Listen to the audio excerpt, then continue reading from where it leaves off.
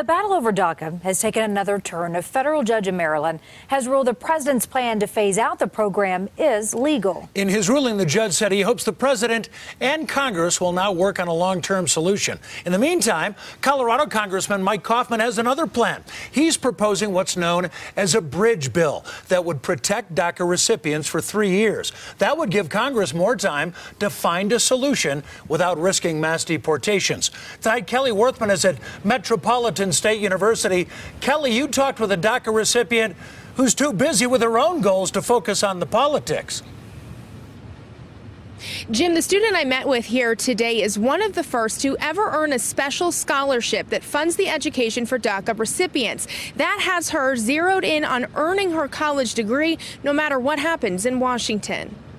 The future of DACA may be uncertain, but that's not keeping students like Iliana Chavez from chasing their dreams. I'm studying political science because I believe that's the best way to make a difference in this world. Iliana came to the United States when she was just 2 years old. Her mom brought her from Mexico with hopes of a better life. When you come from an immigrant background, education is so important. You know that your parents made a sacrifice to come here. Motivated by her mother's sacrifice, Iliana set out to attend college. DACA protection gave her courage to apply, and a partnership between MSU Denver and a National Dreamer Scholarship allowed her to afford a higher education.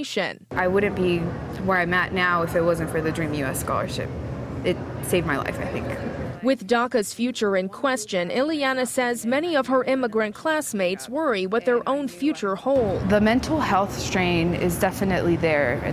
The anxiety that accompanies the uncertainty of not knowing what's going to happen. But Iliana is confident lawmakers will reach a resolution so students like her can keep pursuing their dreams. The perseverance that comes from the immigrant community is not going to dwindle just because DACA is in turmoil.